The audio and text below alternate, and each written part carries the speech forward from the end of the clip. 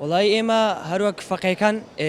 دەمانێت ببینە بە مامۆستای ئاینی کاتێک گەورە بووین لە دوا ڕۆژدا ئینشاءڵڵا انشاءالله و ئەو کتێبانش کڕیمانە بۆ ئیسفادە لێوەگرن ئێستاکە هەتاوەکو مەلایەتیش بەکەڵکمان دێ ئێستا کە دێخوێنینەوە بۆ ئەوی کەسایەتیمان بەهێز بێت و بۆ ئەوی کاریگەر بین سا هەندێک کتێب هەیە تەزکیە بۆ ئەوی تۆ ئیخلاست هەبی تەقوات هەبی هەتاوەکو ئەو قسانی کە دەیکەی کاریگەر بی لەسەر خەڵکی دەوە دەشمانەوەی کەسایەتێکی گەورە و ناوەزەمان لە دەرچی هەتاوەکو قسە لە بۆ خەڵکی بکەین و خودای گەورەش هیدایەتیان بدە ئینشاءالله. ئەزمون وەرگرتن لە کەسانی پێشخۆت بە تایبەتی ئەوانەی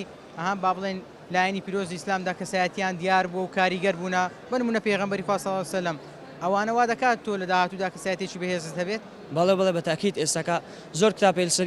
ژیان ئیمامی عومەر و ژیان ئیمامی عوسمان و ئەو بەکر سیدیق و ئەوانە ئەگەرە تو ئەو ژیاننامانە بخینەوە و کەسایەتت بەهێز بی کەسێکی بەتەقوا و بە ئیخلاست بی کاتێک قسە لە بۆ خەڵکی دەکەی قسەکان کاریگەر بن